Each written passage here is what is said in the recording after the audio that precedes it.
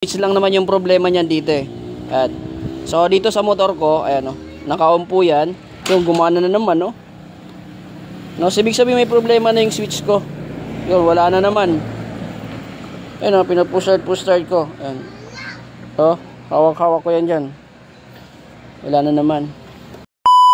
Yun, good morning po sa inyo lahat mga idol. No? Well, papagpatuloy po natin yung nauna nating video about po sa mga naka-Pinoy dyan o sa mga motor na hinahawakan po yung clutch bago mag-start, no?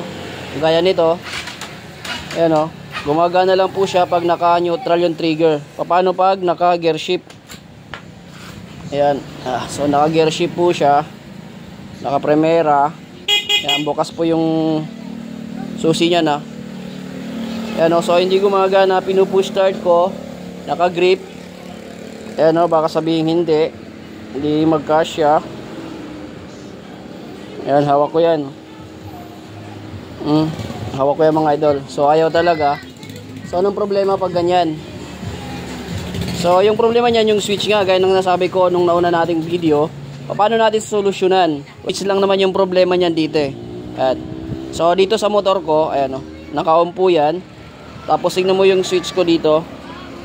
Ayan, ginagalaw-galaw ko. Ayun o, gumana. Yung gumana na naman, no? No, ibig sabihin may problema na yung switch ko. Yun, wala na naman. Ayun, push start ko. Ayan. Oh, hawak-hawak ko yan dyan. Wala na naman. Yun, no? So, warm up ko lang siya. Kumakagat na naman. Yun. Yun, no? Meron na naman. So, ibig sabihin may problema na po yung kanyang switch dito. No? Madali solusyon yan, magpalit tayo ng switch. Paano kung wala tayong mahanap na switch, no? O gusto natin magtipid? Anong gagawin natin? Well, napakadali lang, no? Baklasin natin to at ipakita ko sa iyo. Yung so baklasin muna natin yung headlight.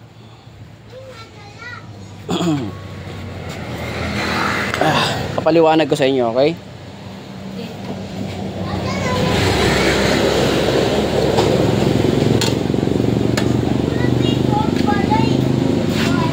Yan, so tanggalin muna natin to. Baka malaglag, mabasag yung ating headlight. Yan. So yung hanapin natin dito, yung wire na galing dito, no? Yung trigger po ng neutral. Ito po yung mga idol, oh. Ito yun. Ayan. Ito po siya. Trigger po ito ng ating neutral at saka ground. Kulay green at saka green na may guhit na red. Papunta yan dito. Ayan o. Ay, kita nyo ba gumagalaw? Ito yun o. O. Diba? Ayun yan. Yun. Yun o. Okay. So ito po yun. Ano yung gagawin dito para gumana to na hindi na tayo magpapalit po ng switch doon, no, kung wala tayong budget? Napakadali lang. Puputulin lang natin yan, no? Puputulin lang natin o di kaya babalatan natin pag naman ganito Yun, saglit lang po mga idol, no? Bigla pong may pumasok na isang customer, no? At tinatanong natin kung ano yung problema ng kanya motor. Dinala niya po sa atin, di po maandar. Tulak-tulak niya po at gusto niyang pasolusyonan kung ano yung problema nito, bakit nangyari yung ganito. So pakinggan niyo muna yung conversation namin. Yung balyunan bor, nagmamabay nandar. Oh. Tapos pagkalugay-lugay, bagat nagpupugat-pugat na ni andar, baga nagukudutod na. Tapos na, pagbiyahe ko man, hindi nakaparo, di maray naman dan. Check daw tapit ko, city tap. Problema pa ko rin, kaya kuha nakbukton ko. Ang battery. Ayun yan na? Warahin niya na battery. Sige lang, damot at battery yan. Ha? Damot at city? Ba? Ay kwan lang yun eh, ato, kabalyo yan, bor. Kusalada kasi mga naggamit. Tapos naglock. Di rin nagkuhan na to, bagat. Palyado. Palya. Nanay, na-start, dari di rin. Hindi ka nagpaliwan. Masay? Hello, ito, kasulod. Waray yun ko, ano, waray center. Stand. So yun, no, so sana naintindihan nyo yung conversation namin na may-ari. So tinanong ko siya kung ano yung nangyari dito sa kanyang motor. Ang sabi niya, yun nga po, bagong palit na po lang daw po ng bore, pinagawa niya yung kanyang head. Ibig sabihin nag-top overall po sila. At isang linggo lang daw yung gamit niya na malya-malya at hindi na po umandar na maayos hanggang sa natuluyang hindi na umandar. Kaya tinambay niya po ito ng mahigit na 2 linggo nang nakatambay. At saka niya pa lang po ito ay pinagawa, no? Dinala niya sa atin at pinapacheck, no? So abangan nyo sa ating next video. Tutumbukin natin kung ano yung problema ng kanyang motor, kung bakit ayaw ito umandar. Yan, so MIUI 125 mga idol, itong dinala sa atin na tropa. At wala pang center stand, nilagay lang namin ng bato. Yun, no? Nagagamit din yung mga debris na binasag sa kalsada. Ayan, sinagawa natin center stand dito. Ayan, so kung gusto nyo ng ganyang klaseng center stand, binibigay ko yan. Ayan, so MIUI 125, solusyon na natin yung problema nito sa ating next video. Yan, no, sa gustong mag-troubleshoot, no, ng ganitong klaseng motor o ganitong klaseng problema ng motor, abangan nyo sa ating next video. Tutumbukin kaagad natin yan, wala nang paligoy-ligoy pa. Alright, so balik po tayo doon sa ating ginagawa kaganina. Yan, so mapapansin nyo, binalatan ko po siya dyan. No, ito po yung green na may guhit na red. So pagsasamahin lang natin yan. Kaya, tignan nyo. Samahin natin siya. Magdiktik muna.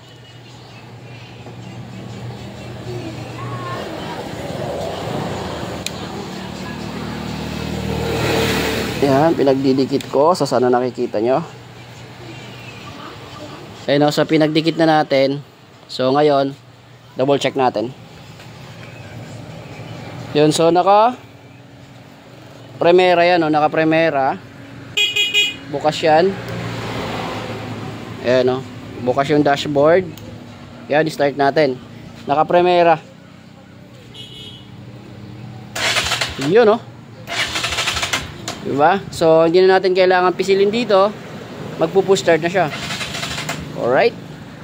So, segunda. Yun.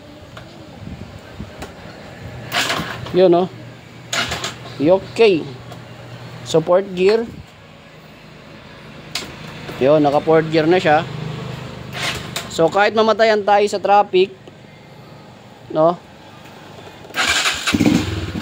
Hindi na tayo mangangamba na hindi mag-i-start agad, no? Sureball kaagad siyang kakagat. Yan. So, patay natin. Neutral. Yun. Alright. So, kung mayroon naman tayong budget pambili ng switch para dito, may nabibili naman yung mga switch na para dito. So, ang gagawin nyo, bubunutin nyo lang sa pagkakasakit. Ayan, o. Tatanggalin lang, tapos palit lang. Okay? So, kung wala kayo naman kayo budget, ganito na yung gawin nyo. Walang problema yan.